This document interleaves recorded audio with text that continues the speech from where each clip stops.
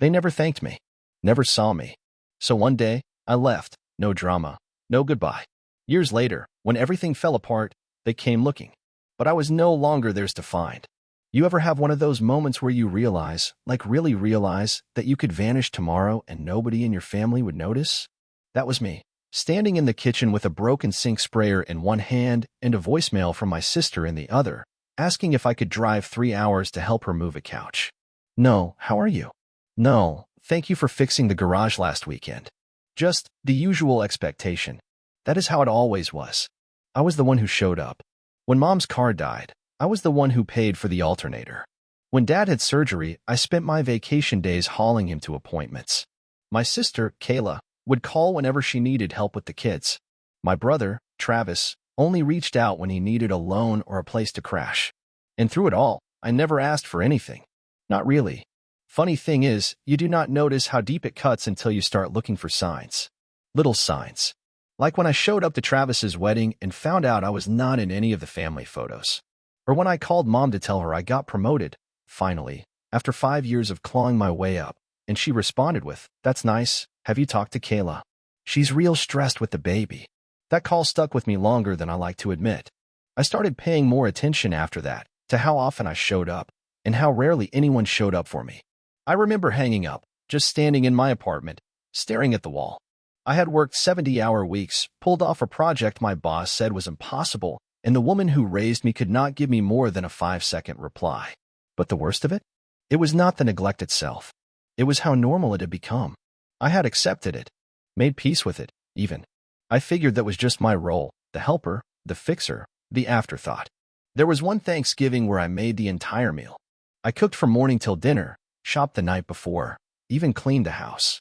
My mom told everyone how sweet it was of Kayla to bring a pie. That was it. A pie. No mention of the turkey, the stuffing, the green bean casserole I had Googled at 2 a.m. because I could not remember how Grandma used to make it. That was the moment something shifted. It was not rage. Not sadness either. It was this slow, steady realization they were never going to see me. Not really. Not the way I needed to be seen. And maybe, just maybe, I did not have to keep standing there, holding the weight of a family that never looked back. So I started pulling away. Quietly. No big speech. No confrontation. Just less. I answered fewer calls.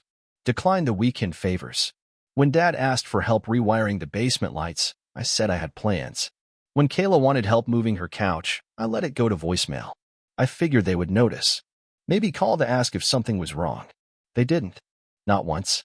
And that was all the answer I needed. The thing about leaving is, people only notice when you make noise. And I never did. There was no blow-up. No slam doors. No email telling them I was done. I just stopped showing up. Birthdays? I let them pass. Group chats? Left them on read. Holidays? I started volunteering instead. It felt better serving strangers food at the shelter than sitting at a table where nobody asked how I was doing. I moved to a different town, small and quiet. Not far enough to disappear, but far enough that nobody dropped by unannounced. I used to hate silence. It made me feel hollow. But now, I craved it. The kind of silence where your phone does not buzz with demands, where you can hear yourself think. Of course, not everyone vanished with them. My buddy Nate, who I met at work, noticed the change. He asked me one night over beers if I was okay. I lied, told him I was just tired. He gave me a look, the kind that says I do not believe you, but I will let you lie for now. That meant more than any card my family had ever sent. Life got simpler. Not easier, but clearer. I was not fixing busted gutters on my weekends or wiring light fixtures I was never thanked for. I had time to sit on my tiny porch with a cup of coffee and not be anyone's errand boy. But the quiet had its weight too. There were nights where I sat in the dark wondering if maybe I was the problem. Maybe I had just expected too much. Maybe I should have been louder, more assertive. Maybe I should have demanded to be loved properly. But that voice always got drowned out by the other one, the voice that had finally discovered what boundaries actually felt like. That voice was calm, steady. It said, you were never asking for too much. You were just asking the wrong people. And that voice saved me. I started building something. Not a family, not yet, but a sense of peace. I worked more with my hands, took on jobs I liked instead of ones that made me useful to others. I rebuilt my truck, grew a garden. I made friends with my elderly neighbor, Jean, who started leaving pies at my door every Sunday just because she thought I looked lonely. I never corrected her. Then one morning, maybe a year and a half after I had left, my phone rang. It was Travis. I let it ring. Then Kayla called. Then Mom. 3 missed calls. I finally opened the last voicemail. Mom's voice was shaking. She said something happened. Said they needed me. That was the first time in 35 years I ever heard her say that. I played that voicemail back 5 times. Not because I missed anything, but because I needed to hear her tone again. Shaky. Fragile. Almost human. Travis lost the house, she said. Kayla's going through something bad. I do not know what to do. We need you. She had never said those words before. Not once. Not even when Dad had surgery and I skipped sleep for 3 nights straight to manage his meds and meals. Back then it was, thanks for helping out, like I had been a kind neighbor, not her son. This time, it sounded different. But I still did not call back. I sat with it for a while. Let the weight of it settle in. Then I took a drive. I ended up outside the house I grew up in. Just parked across the street like some ghost, engine idling. The yard looked worse than I remembered. The gutters were sagging, weeds curling up through the walkway. It used to be my job to fix that stuff. I stared at that house and waited for something to rise up in me. Nostalgia, anger, maybe even guilt. But all I felt was tired. I drove off. That night, Kayla messaged me on Facebook. Her words were clipped, like she was forcing them through clenched teeth. She said Travis got caught up in some crypto thing, lost most of their money, and had borrowed against Mom and Dad's place. Then he bailed. Nobody knew where he went. She said Mom was depressed, barely getting out of bed. The house might go into foreclosure if they did not figure something out soon. Then came the line that got me. I know things weren't perfect between us, but you're the strong one. You always knew how to fix things. That hit harder than I want to admit. Not because it felt good, but because it was exactly the problem. I was not a person to them. I was a solution. No one cared where I went when I left. No one checked if I was okay. But now that their lives were falling apart, suddenly I was the answer again. I stared at her message until the screen dimmed. Then I typed 2 words. I'm sorry, and hit send. I half expected a reply right away. Something dramatic. Maybe even a guilt trip. But Kayla never messaged back. Not that night. Not the next day either. And that silence? It was louder than any argument we had ever had. I guess I hoped they would fight for me. That someone, anyone, would say, you're right. We failed you. We're sorry. But nothing came. Just silence. I kept checking my phone like an idiot. I do not even know what I was looking for. Maybe some kind of proof that I mattered to them, even just a little. But days passed, and all I got were spam emails and a weather alert about a storm coming in from the north. Meanwhile, life went on. I still showed up at work every day. Still took care of Jean's trash bins on Tuesdays and waved at her when she peeked through the blinds. I went to the gym. I made dinner. I watered my tomatoes. But everything felt off. It is a weird kind of pain, missing people who never really saw you. It is like mourning a version of your life that only existed in your imagination. A version where your mom remembered your birthday without Facebook reminding her. A version where your siblings called just to talk, not to ask for help. I remember this one time when I was 16. Kayla had lost her voice before a big school play, and I spent 3 nights in a row helping her rehearse, reading the other lines out loud so she could mime hers. She got a standing ovation that night. I was in the 3rd row, clapping like crazy. No one ever mentioned me. Travis? He borrowed $5,000 once to get out of some urgent situation. Promised to pay it back. That was 7 years ago. All those memories were stacked in my head like unpaid bills, one on top of the other. And for the first time, I was not trying to organize them or make excuses. I was just letting myself feel it. Then came the knock. Middle of the week, right around dinner. I opened the door expecting a delivery. It was my mother. She looked smaller than I remembered, like something inside her had caved in. She said nothing at first, just stood there, clutching a manila envelope and a reusable grocery bag like a shield. Then she looked up and said, I didn't know where else to go. I stepped aside and let her in. I do not know why. Reflex, maybe. Habit. She walked in slow, like someone entering a stranger's home, even though she was the one who used to scream at me to take my muddy shoes off by the door. She kept looking around like she was searching for something familiar, but everything was different now. The couch was secondhand. The art on the wall was mine. The quiet? That was mine too. She sat at the edge of the recliner like she might float away if she leaned back too far. I brought banana bread, she said, lifting the grocery bag with a half-smile that did not land. I remembered you used to like it. I did not answer. She set it on the table and then reached for the envelope. Her hands shook slightly. "This is everything," she said. "The mortgage papers. The bills. The notice from the bank. We're not okay." I stood there, arms crossed, letting her talk. Letting her feel the weight of what she had never bothered to carry before. She kept going. Said Kayla was barely hanging on. Travis was still MIA, and Dad had not gotten out of his recliner in 3 days. She admitted they made mistakes, that they leaned on me too much, that they never said thank you often enough. Then she looked up. "But we were a family, weren't we?" I shook my head, not out of anger, but because I finally understood something. "No," I said. "We were a team. I just did all the heavy lifting." Her face cracked. I saw it, how those words hit her. She opened her mouth to say something else, but I cut her off. "You are not here because you missed me. You are here because you lost your safety net." She closed her eyes, just for a second, like she was praying for a reset button.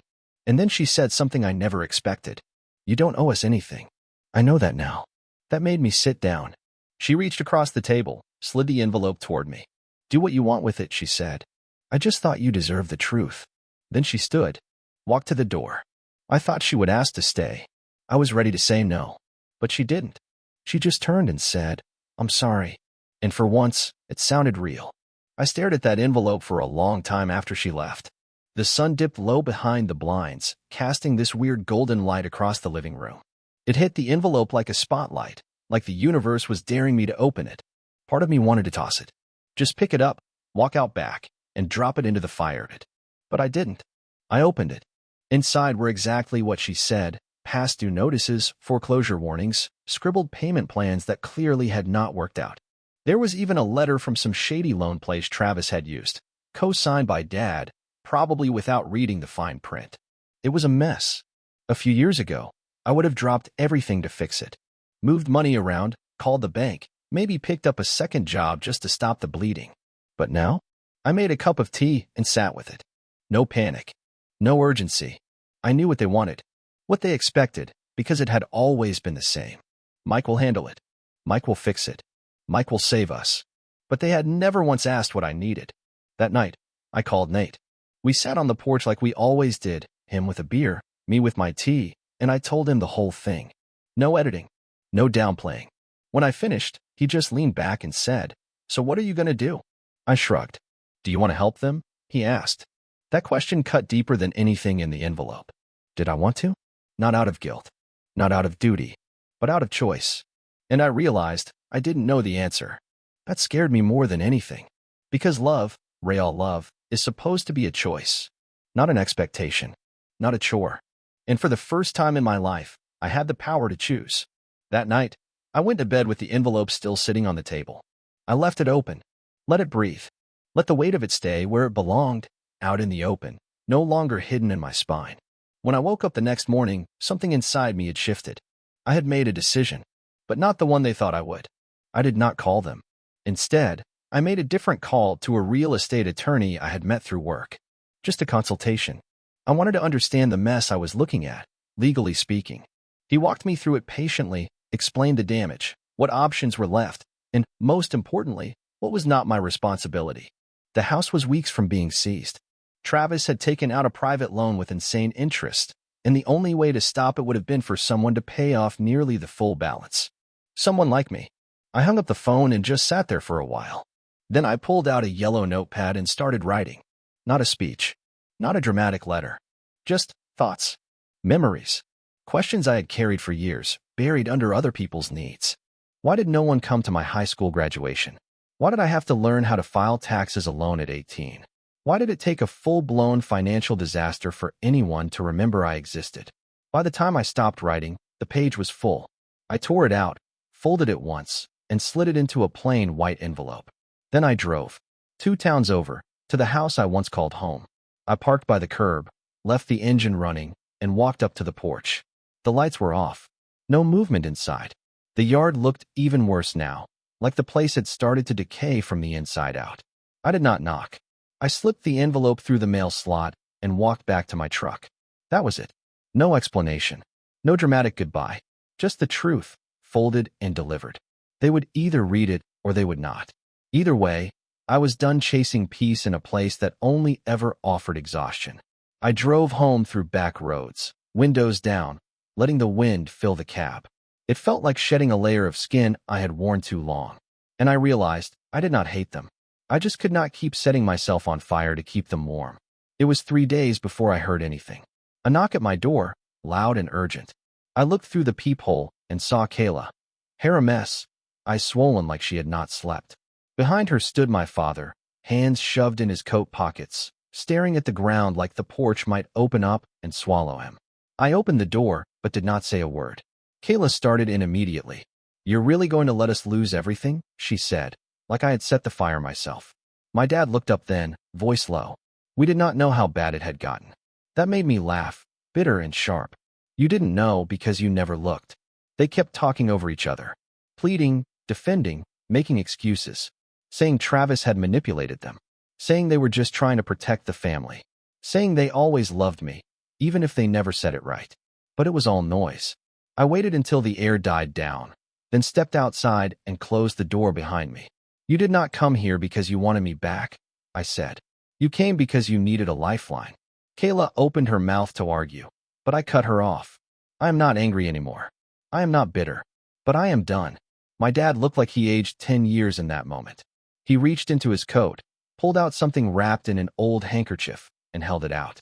It was my grandfather's pocket knife, the one he used to whittle wood on the back porch while telling me stories about how real men own their mistakes. "I should have given you this a long time ago," my father said. I took it, not because I forgave him, not because it fixed anything, but because it felt like the final piece I needed to lay the past to rest. Kayla started crying, not the performative kind, real, messy tears. "We don't know what to do without you," she whispered. And I finally said what I had been holding in for years. "Maybe now you will learn." Then I turned around and went back inside, left them standing in the cold. This time, I did not look back. I thought I might feel guilty afterward. I waited for it, that familiar weight in my chest, that voice whispering you should have helped. But it never came. Instead, there was silence. Not the hollow kind I used to dread. This was different. This was peace. Over the next few weeks, the calls slowed. Messages thinned out. I guess they finally understood that the version of me who always showed up, always fixed everything, always gave without question, that man was gone. Or maybe he had never really been there. Maybe I was just playing a part. With the noise gone, life found a rhythm. I started waking up without that low ache in my stomach. I took longer walks, cooked meals instead of microwaving them, laughed harder at dumb shows, talked more with Jean, even helped her build a raised garden bed for her tomatoes. It was not flashy. It was not exciting, but it was mine. Then one day I came home to find a letter taped to my door. It was from Travis.